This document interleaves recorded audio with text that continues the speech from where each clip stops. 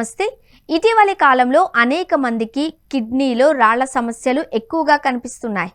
అసలు ఇవి ఎందుకు ఏర్పడతాయా అనే సందేహాలు చాలా మందికి ఉన్నాయి. ఇందుకోసం టొమాటోలు తినకుండా ఉండాలి అని భావిస్తూ ఉంటారు. ఎందుకంటే చాలా మంది టొమాటోలను పెద్ద మొత్తంలో తినడం వల్ల లేదంటే ఆహారంలో ఏదో ఒక విధంగా ఉపయోగించడం వల్ల మూత్రపిండాలలో రాళ్లు ఏర్పడతాయి అని నమ్ముతారు. మరికొంతమంది మూత్రపిండాల్లో రాళ్లు కనిపించిన తరువాత టొమాటోలు తినడం మానేస్తారు. అయితే టొమాటోలు తినడం వల్ల కిడ్నీలో రాళ్లు ఏర్పడతాయా లేదా అనే విషయం నిపుణుల మాటల్లో చూద్దాం. నిజానికి టొమాటోలు తినడం వల్ల కిడ్నీలో రాళ్లు వస్తాయి అనే విషయాన్ని ఆరోగ్య నిపుణులు కొట్టిపారేస్తున్నారు. టొమాటోలలో ఉండే ఆక్సలేట్ కంటెంట్ వల్ల కిడ్నీలో రాళ్లు వస్తాయని సాధారణంగా నమ్ముతారు. అయితే ఈ కూరగాయలో చాలా తక్కువ మొత్తంలో ఆక్సలేట్ ఉంటుంది. అంటే 100 గ్రాముల టొమాటోలలో కేవలం 5 మిల్లీగ్రాముల ఆక్సలేట్ మాత్రమే ఉంటుంది. ఇంత తక్కువ మొత్తంలో కిడ్నీలో రాళ్లు రావడానికి సరిపోదు అని ఆరోగ్య నిపుణులు అంటున్నారు.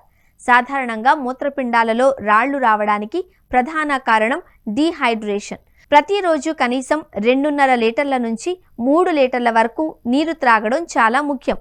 ఎందుకంటే కొన్ని ఎంజైమ్ల లోపాలు, జీవక్రియ సమస్యల వల్ల కూడా మూత్రపిండాలలో రాళ్లు ఏర్పడవచ్చు. ఆక్సిలోసిస్ అనే అరుదైన జీవక్రియ రుగ్మత కారణంగా మూత్రపిండాలు శరీరం నుంచి కాల్షియం ఆక్సలేట్ స్ఫటికాలను మూత్రం ద్వారా విసర్జించడం ఆపివేస్తాయి.